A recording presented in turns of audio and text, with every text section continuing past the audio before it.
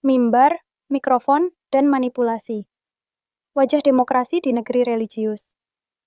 Di negeri yang menjunjung tinggi sila pertama, ketuhanan yang Maha Esa, agama bukan sekadar jalan spiritual, tapi telah menjelma menjadi instrumen politik yang sangat efektif. Dari masjid ke mimbar politik, dari khutbah Jumat ke panggung kampanye, demokrasi Indonesia berjalan beriringan dengan simbol-simbol religius yang kian hari makin dipolitisasi. Dalam konteks ini, mimbar dan mikrofon menjadi alat propaganda, dan demokrasi menjadi korban dari manipulasi berjubah suci. Agama di tengah demokrasi Indonesia bukan negara agama, tapi juga bukan negara sekuler. Dalam ruang abu-abu inilah elit politik bermain. Banyak tokoh menggunakan simbol dan narasi keagamaan bukan untuk mendidik masyarakat, tapi untuk menghimpun dukungan, membungkam kritik, dan melegitimasi kekuasaan. Contoh konkret bisa kita lihat pada Pilkada DKI Jakarta 2017. Isu agama dikapitalisasi secara masif hingga menenggelamkan substansi demokrasi, kompetensi, dan rekam jejak. Fenomena ini bukan berhenti di satu peristiwa. Dalam banyak kampanye, kita menyaksikan bagaimana ayat-ayat suci lebih sering dikutip daripada konstitusi.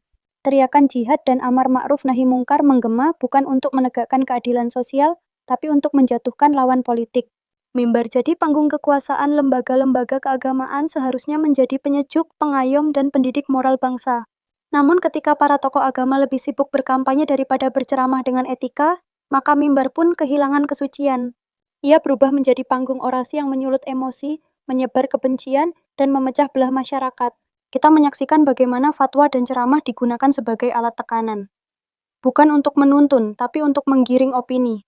Suara-suara kritis yang mempertanyakan relasi agama dan negara pun kerap dibungkam dengan label kafir, liberal, atau anti-Islam. Manipulasi identitas. Apa yang lebih mudah daripada menggerakkan massa? Menggunakan identitas bersama. Agama dengan basis emosi dan keyakinan telah menjadi alat paling murah namun paling efektif untuk mengendalikan publik. Ini yang dimanfaatkan oleh banyak elit, baik politisi maupun ormas. Dengan jargon keimanan, mereka mengunci akal sehat publik, menyulut ketakutan, dan menggeser fokus dari isu nyata seperti korupsi, ketimpangan ekonomi, dan kerusakan lingkungan. Lebih parah lagi, mereka yang menyuarakan demokrasi berbasis rasionalitas dan pluralisme dianggap musuh. Dalam iklim seperti ini, demokrasi menjadi prosedural semata, kehilangan jiwa deliberatifnya. Antara ketaatan dan kritisme tak ada yang salah dengan menjadi religius. Yang bermasalah adalah ketika agama dijadikan alat kekuasaan, bukan panduan moral. Demokrasi yang sehat membutuhkan warga negara yang berpikir kritis, bukan sekadar taat membabi buta. Ia menuntut partisipasi aktif, bukan pasrah pada narasi tunggal yang tak bisa digugat. Masyarakat fanatik dan mabuk agama. Salah satu efek paling nyata dari politisasi agama adalah lahirnya masyarakat yang fanatik buta. Mereka yang lebih rela kehilangan akal sehat daripada mempertanyakan tokoh atau narasi keagamaannya. Dalam ruang publik yang makin bising oleh khutbah-khutbah politik, masyarakat digiring bukan untuk berpikir, tapi untuk memihak.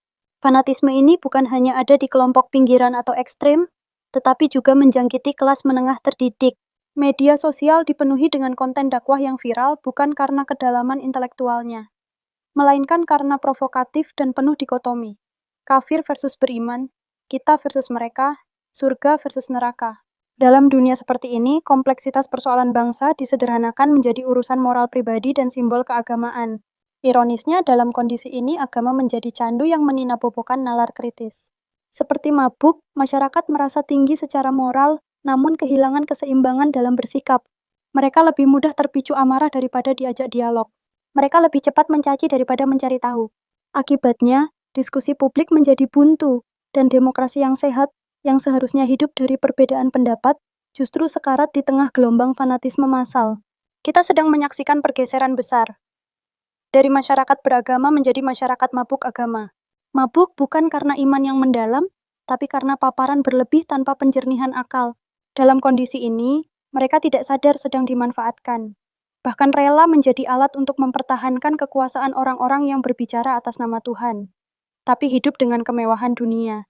Menuju demokrasi yang bermartabat, jika Indonesia ingin bertahan sebagai negara demokrasi yang inklusif dan bermartabat, maka perlu ada jarak sehat antara mimbar dan mikrofon. Tokoh agama harus menahan diri dari godaan politik praktis, dan politisi harus berhenti berlindung di balik jubah keimanan. Demokrasi tidak bisa bertumbuh di atas fanatisme dan manipulasi. Kini saatnya rakyat membuka mata. Agama adalah nilai, bukan alat politik.